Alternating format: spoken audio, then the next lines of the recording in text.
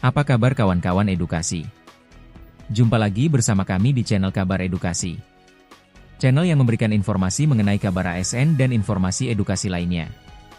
Pada video ini kami akan memberikan informasi terkait progres pengangkatan honorer menjadi pegawai ASN P3K khususnya Pertek NIP bagi pegawai P3K. Namun, sebelum masuk ke pembahasannya, bagi teman-teman yang baru bergabung, silahkan untuk klik subscribe agar kawan-kawan edukasi sekalian selalu mendapatkan informasi update mengenai ASN.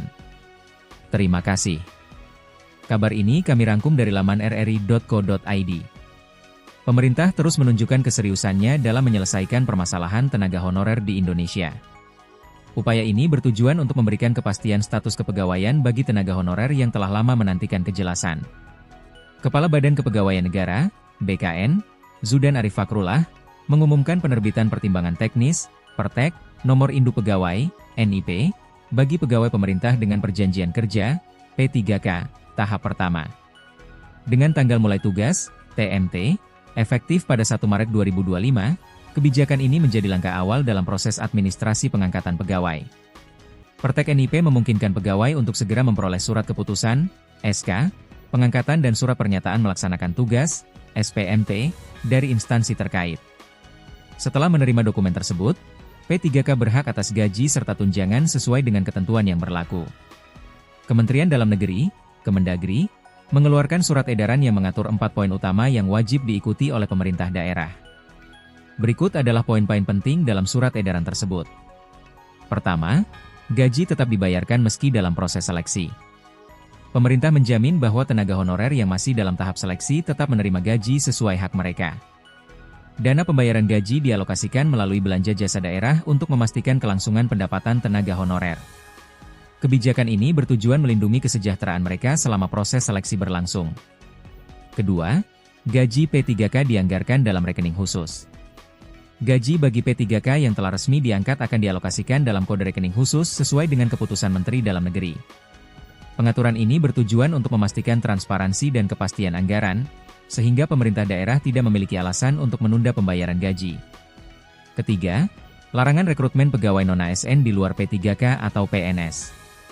Pemerintah daerah dilarang mengangkat pegawai non-ASN di luar skema P3K atau pegawai negeri sipil, PNS, sebagaimana tertuang dalam Surat Edaran Nomor 901/1664. Selain itu, Surat Menteri Pan-RB Nomor B5993 MSM 01/00/2024 juga menegaskan bahwa penganggaran pegawai non-ASN di luar PPPK tidak diperbolehkan. Kebijakan ini bertujuan untuk mencegah perekrutan tenaga honorer baru tanpa dasar hukum yang jelas. Keempat, tenaga honorer di luar database BKN masih berpeluang mendapat gaji. Honorer yang belum tercatat dalam database BKN masih memiliki kesempatan menerima gaji apabila mengikuti seleksi P3K. Pemerintah memastikan hak mereka tetap dilindungi selama proses seleksi berlangsung. Mekanisme penganggaran dan pembayaran gaji dilakukan sesuai prosedur yang telah ditetapkan agar tidak ada tenaga honorer yang dirugikan dalam masa transisi ini. Perlindungan bagi honorer kategori R2 dan R3. Honorer dalam kategori R2 dan R3 kini mendapat kepastian untuk tetap bekerja serta menerima gaji sesuai ketentuan yang berlaku.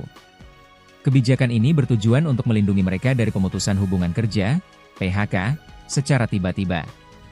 Sebelumnya, beberapa pemerintah daerah telah mengeluarkan surat PHK bagi tenaga honorer yang tidak memenuhi syarat seleksi, sehingga menimbulkan keresahan di kalangan pekerja. Namun, dengan adanya surat edaran dari Kemendagri, tenaga honorer dalam kategori tersebut mendapatkan perlindungan hukum terhadap status mereka.